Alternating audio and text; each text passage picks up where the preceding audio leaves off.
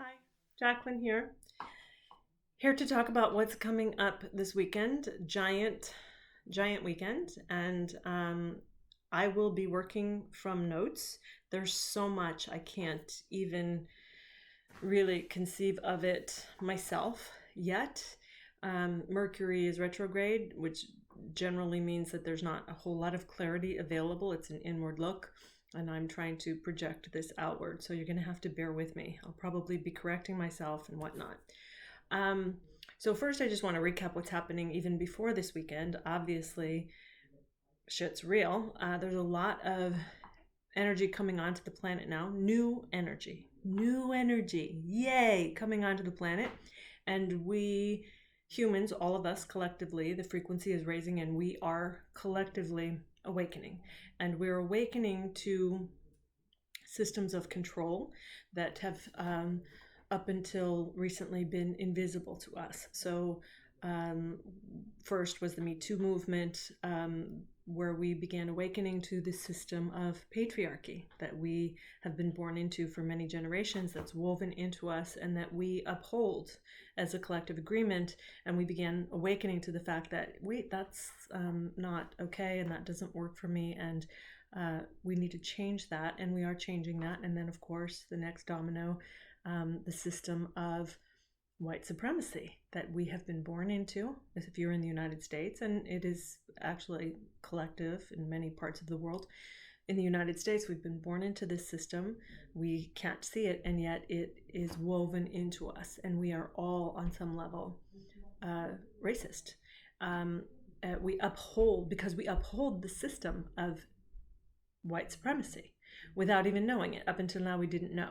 And that's been the hardest part for me, is just kind of integrating the understanding that all this work that I've been doing to awaken for many, many years, I did not realize that I was part of the problem. I thought that I'm not racist, and so that's somebody else's battle. And to awaken to the understanding that I am racist because I'm white in America, and I grew up within a system that offers me so many more advantages, all the advantages of white supremacy, and me not becoming involved or understanding or looking at it or dismantling my own racism is part of the problem. It causes harm. So that's what we're with. We're all awakening to that now, this new energy coming onto the planet. And we are realizing, and we have to take personal responsibility for the collective future. This is the age of Aquarius. We do it together. The age of Pisces had the feeling of like me and mine. I'm going to get mine. Aquarius is not that. Aquarius is, we all understand oneness, that we're all one thing. I mean, our arms are linked, whether we physically have linked arms or not. We haven't known that. That's how we managed to lose our humanity.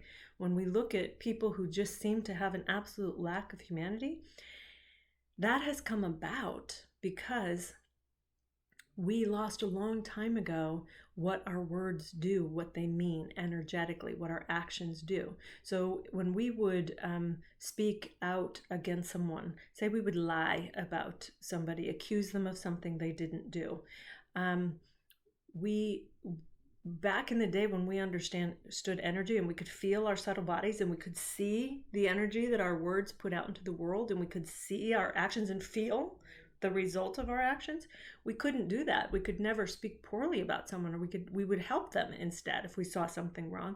We could never act against another person with malintent, because we couldn't bear how that felt in our own bodies and how that felt for the collective. As we became grosser and grosser, and lost touch with our subtle bodies, we became capable of malintent, bad intent, speaking bad against one another.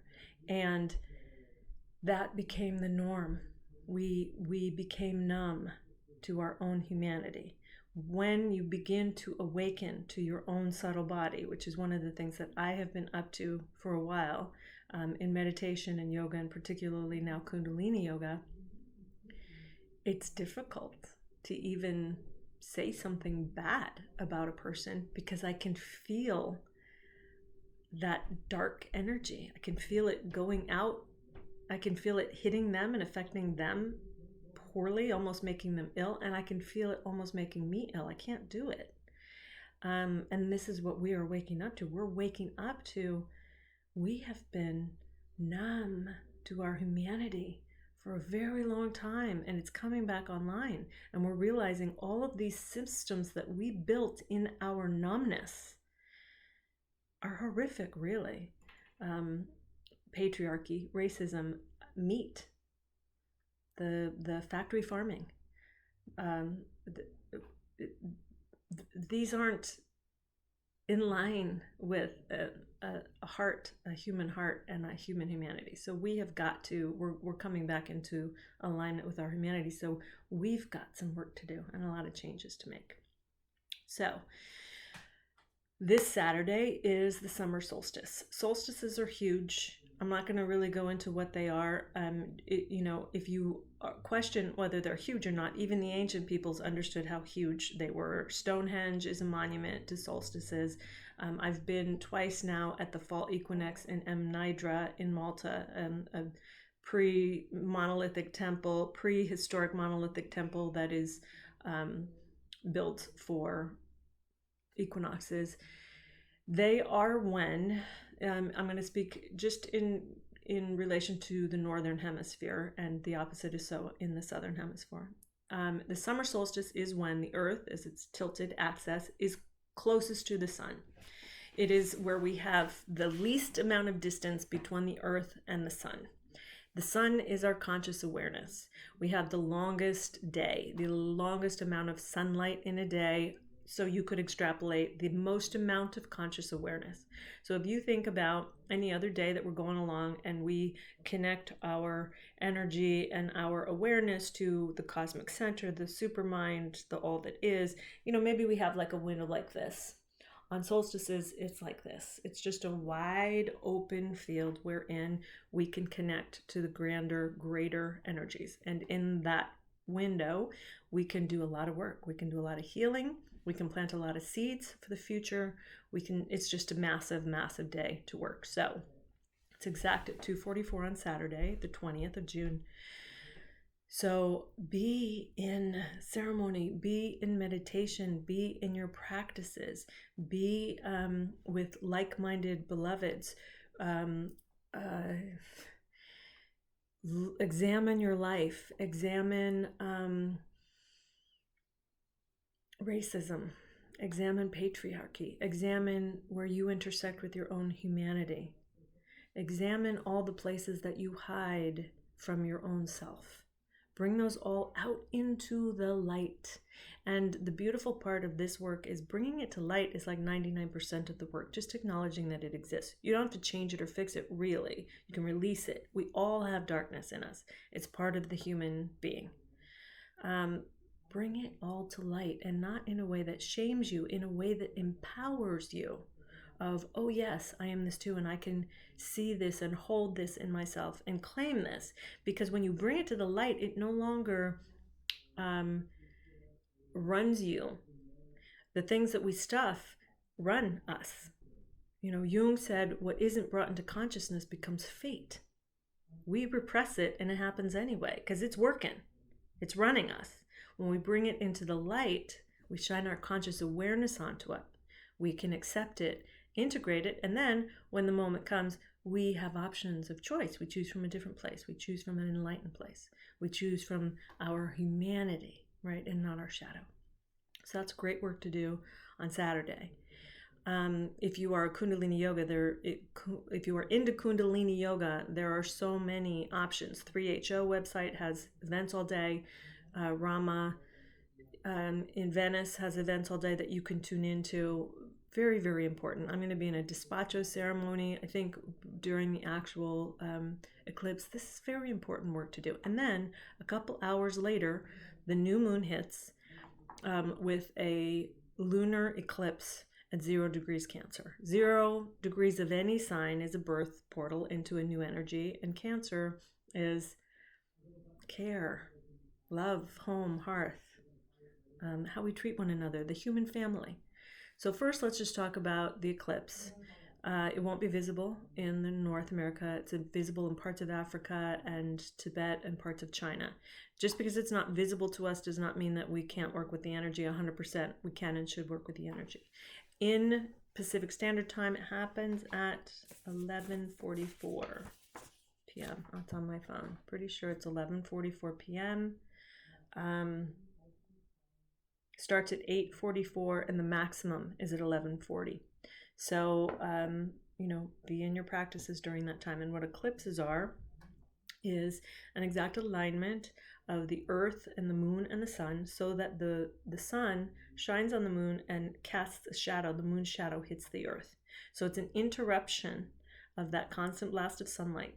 It's a reboot in a sense. It's a different energy than we're used to. We're getting that constant blast of information from the sun, and it gets interrupted. So it's a very potent portal on top of the potent portal of the solstice. So I mean, Saturday's like the day, and a huge new energy is being brought onto the planet. So work with it and use it so that you can be that point of light, so that you can use your conscious awareness and your very life to bring forth this change. So let's go back to Cancer, 0 degrees Cancer. We are creating new systems of care for one another, right? Our humanity's coming back online. We're realizing the systems that the age of Pisces brought us that don't serve most people and that are not based in humanity, not based in care. And we have to either burn them to the ground and create new systems or change them. There is a sense of going kind of back in time and reclaiming values that we've left, values that were about care. If you think about when we lived tribally, and in some cultures, still in the East, they still think this way. There's a line in a movie with Aquafina. I can't remember the movie, but they lie to her grandmother. Her grandmother has cancer, and they decide as a family not to tell her. And she's very against this. She's raised in America. Everyone has the right to their own destiny, etc. And her dad tells her, in China, it's different. We have to think as a group. We think for the whole of the group, for the greater good of the group. And for the greater good of the group, we shouldn't tell her that she has cancer. So they basically kept from her that she was dying. And this really struck me. That's tribal mentality. That's how we used to live before the shit got crazy. So we get to reclaim that as we awaken to oneness, meaning only one consciousness happening here, all divided up into little individual sparks of consciousness as humans, but we're all connected. So when I hurt you, I hurt me. When you hurt someone else, we all feel it. We feel everyone's actions. I'm gotten so subtle now with Kundalini Yoga. I can feel when people are just having bad thoughts about. I can feel it. It's not terrific. And I can also feel when they're having good thoughts about me, which is beautiful too, right? So we all get to now take a lot of responsibility for our own personal fields. We don't have to fight to have good thoughts about people. We just have to connect with our hearts, connect with our God consciousness, and move from those places. And when you are in touch with your subtle body, you can't really be shitty to people because it hurts too much, right? So do what you have to do to connect to your heart, connect to your subtle body, regain your humanity, and be out there working to push down white supremacy, to understand it and break it apart, because we're all part of it. We're upholding it. We're like the little bricks in the wall. So you need to break apart your brick so that the thing can fall. Okay. Yep, covered all that. Birth moment. Oh, self-care. Part of this whole thing in Cancer is there's an element of self-care. We have to meet our own needs. Part of healing is understanding where your needs, maybe as a child, were not met, And so now as an adult, you have created systems that uphold those unmet needs, right?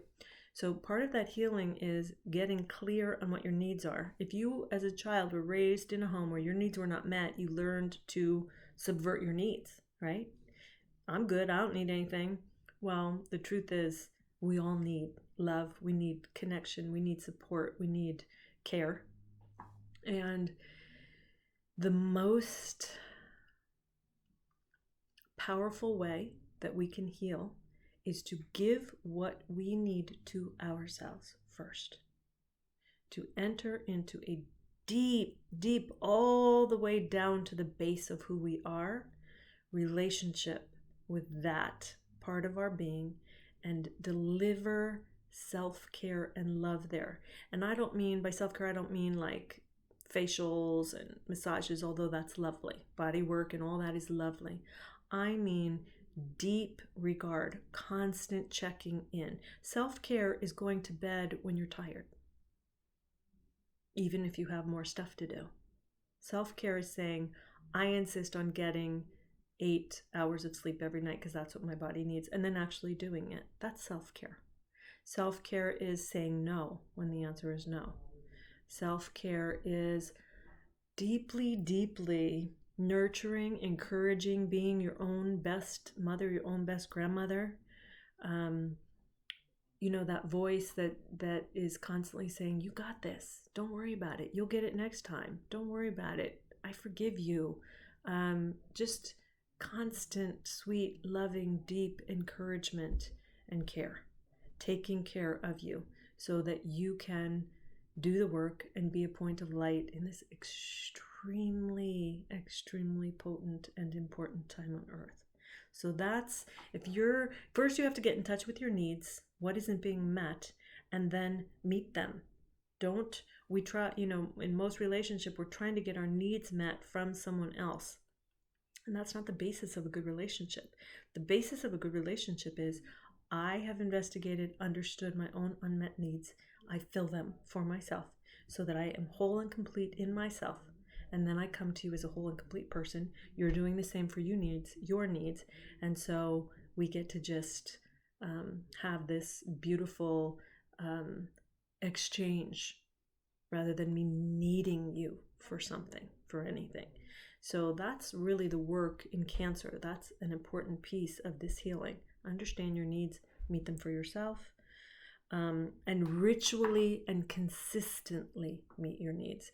Build it into your daily practice. At this point in time, for woke humans, and all humans are becoming woke, right when you wake up in the morning, this is a very potent moment. These first moments in between the dream time and the waking time, before the to-do list begins to run, insert a prayer there, or reach for gratitude there, or reach for joy. Reach for a very high, pure thought and hold it for at least 17 seconds. Feed it for at least 17 seconds. And, there's all kinds of things you can do to visualize it as a ball of light in your hands, and then you kind of push it forward into your day. There's all kinds of things. You can find them online or reach out to me and we can talk about them. But, or even just writing gratitudes, things you're grateful for, can create that kind of energy. So do that every day. That's like a minute in the morning. And then feed yourself nourishing foods. Set a schedule that isn't insane. Set a schedule that includes time for recovery after a meeting, rest, sitting and doing nothing, staring at a flower, breathing, doing a little pranayama, alternate nostril breath during the day. Your practice, for sure, whatever kind of practice you have. And at this point, we all really should be in some kind of a daily practice. Mine is meditation, Kundalini yoga. Taking baths, being in water, meeting up with beloveds, just, being your best coach and guide and mother and sister and best friend, right? Creating a life like that. And then, okay, so Mercury also, I don't know exactly when Mercury goes direct. Mercury's been retrograde. A lot of things been retrograde. It's been a time of looking within and re-examining. And Mercury retro, or not Mercury, Venus is going direct. Venus has been retrograde. Everything has been, a lot of things have been retrograde, which is why the COVID was perfect and on purpose, because we have been in a deep inward look. Venus retrograde was about, what do I love? What do I really need? What do I really value? What do I most desire? And COVID, again, perfect. It's all perfect, right? Because it is. Gave us the opportunity to be in a really, really deep dive with that. So now, as Venus turns direct, it's time for us to begin birthing this new reality in our own individual reality and the collective reality. We begin birthing it with these in mind. What do I most love? What do I most need? And what do I most desire? Because the creation process must come from a place of joy. We are creative beings. We have so much creative energy. If we don't use it to create, we use it to create drama. So use your creative energy, be in joy. When you dream of your future, when you decide what's next for you, when you begin birthing, and we begin birthing these new systems, we birth them from joy. How joyful is it that we are going to begin birthing systems where every human has equal value and opportunity, and we all work together as a human family. And I bring my little white girl stuff, and this woman brings their culture and their power, their ethnic power, and this one over here brings their wisdom from their culture and whatever they have going on, and we take the best of all of them and we create this multicultural, multi-awareness. We build that into these next systems, these systems that are about caring for one another, that are about loving one another, because that's in line with what is actually so. That's actually the truth. So that's where we're headed. So on Saturday, man, be in it. And if you don't know how to be in it, just journal, pray, talk to your guides, go online and look up pranayama and do some breathing exercises. Go online, go on YouTube and look up guided meditations for solstice. Just take some time to tune within, to get in touch with you, to really allow yourself to feel and to dream and to open up to what's next. It's really important that you stay in this time. We can't look away. We can't. We really, actually, truthfully, I don't think have the ability to look away anymore. I'm guessing there's some on the planet whose frequency is so dense that they are just going to go denser, and that's starting to happen with regards to racism. And we get to use our consciousness not for fear, but for understanding what's actually happening, this raising up. And we get to use our consciousness for being a part of the new world that's being birthed. And we need all of you, and we need you whole and healed and in joy. Okay? I love you. See you later.